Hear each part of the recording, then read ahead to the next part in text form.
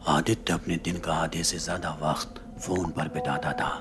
ना किसी से मिलना जुलना, बस फोन की स्क्रीन को घूरते रहना।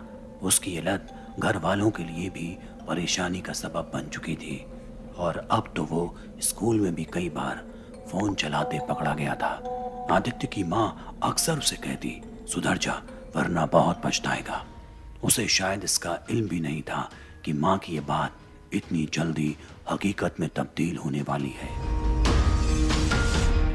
एक रोज जब वो स्कूल से लौटकर घर आया तो अपने बिस्तर पर बैठे आराम से फोन चला रहा था कि तभी उसे एक नोटिफिकेशन आया।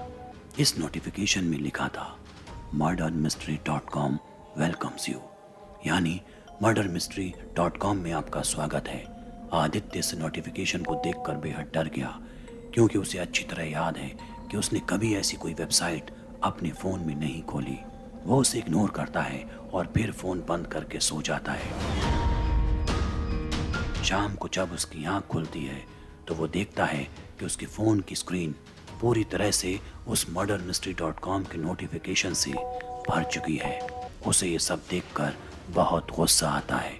वो झल्लाते हुए उस नोटिफिकेशन पर कैंसिल बटन दबाता है, मगर फौरन फ़ोन हैंग हो जाता है। आदित्य अपना फ़ोन रीस्टार्ट करता है। एक दिन जब वो स्कूल में बैठा था तभी एक के बाद एक उसके फ़ोन में कई मैसेजेस आते हैं। वो जब स्क्रीन खोलता है तो उसे दोबारा वही नोटिफिकेशंस दिखते हैं। वो फिर कैंसिल करता है और एक बार फिर उसका फ़ोन हैंग हो जाता है। गुस्से में वो फ़ोन वापस बैग में पटक देता है। उसी शाम एक बार फिर लगातार फ़ोन पर मैसेज आते हैं। आदित्य के सामने फिर वही murdermystery.com की नोटिफिकेशन थे। इस बार वो जानता था कि अगर कैंसिल पर क्लिक किया तो फिर फ़ोन हैंग हो जाएगा। लिहाजा वो इस वेबसाइट को खोलकर उसके अंदर क्या है ये देखने की कोशिश करता है, मगर शायद ये उसके जीवन की सबसे बड़ी गलती थी। जैसे ही आदित्य उस वेबसाइट को खोलता है, एक वीडियो कॉल स्टार्ट हो जाती है। आदित्य का कैमरा उसकी तस्वीरें खींचने लगता है और सामने एक अजीब सी लड़की कमरे में बैठी नजर आती है। उस लड़की का चेहरा बेहद ही अजीब और डरावना था। शुरुआत में आदित्य को लगता है जैसे उसने किसी भूत को देख लिया हो, मगर फिर उसे लगता है ये कोई मजाक है। वह स्क्रीन को बंद करने की कोशिश करता है, मगर फ़ोन एक बार फिर हैंग हो जाता है।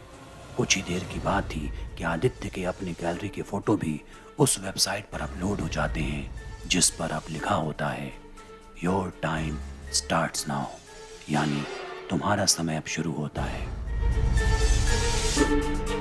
आदित्य कुछ समझ नहीं पाता, तभी उसकी नज़र मोबाइल स्क्रीन की नोटिफिकेशन बार पर पड़ती है। वहाँ एक टाइमर चालू था जिसमें 48 घंटे का काउंटडाउन शुरू हो चुका था।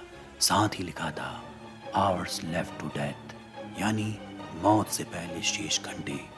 आदित्य के मन में डर तो था, मगर वो अब भी इन सब चीज़ों को महज मजाक के तौर पर ही देख रहा था। तभी अचानक स्क्रीन पर नजर आ रही वो लड़की हरकत करती है और दौड़ते हुए अपना चेहरा मोबाइल स्क्रीन के पास ले आती है। उसे करीब से देखते ही आदित्य के होश उड़ जाते हैं। वो वही लड़की थी जिसने कुछ महीने पहले खुदकुशी कर ली थी।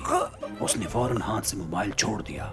उसकी वो रात डर की जद में निकली।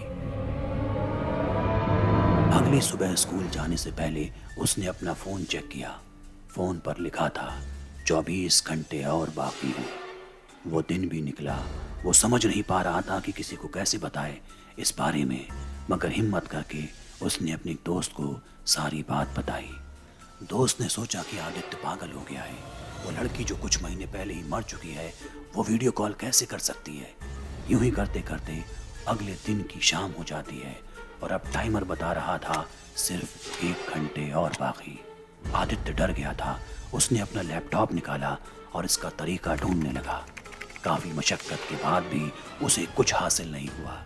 अब टाइमर में समय बचा था मात्र 5 मिनट। तभी उसके फ़ोन पर एक वीडियो कॉल आया। आदित्य ने उसे उठाया। एक बार फिर वही लड़की उसके सामने आई, मुस्कुराई और बोली, मैंने अपना बदला ले लिया। और इसी के साथ फ़ोन ब्लास्ट हो जाता है। आवाज़ सुनकर आदित्य के माँ बाप कमरे में आते हैं तो देखते हैं कि आदित्य का चेहरा पूरी तरह से जला हुआ है और उसकी मौके पर ही मौत हो गई। वारदात के बाद जब पुलिस तफ्तीश हुई तो उसके दोस्त ने खुलासा किया कि आदित्य उसे बता रहा था कि उसकी जान खतरे में है। साथ ही एक लड़की के बारे में बताया जो स्कूल की ही थी और उसने कुछ महीनों पहले खुदकुशी कर ली थी। जब पुलिस ने सख्ती से पूछताछ की तो उसने बताया कि दरअसल आदित्य उसके साथ रिलेशनशिप में था। उसने धोखे से उस लड़की के निजी फोटो मांगे और वायरल कर दिए, जिसके बाद वो डिप्रेशन में आ गई और मजबूर होकर आत्महत्या कर ली।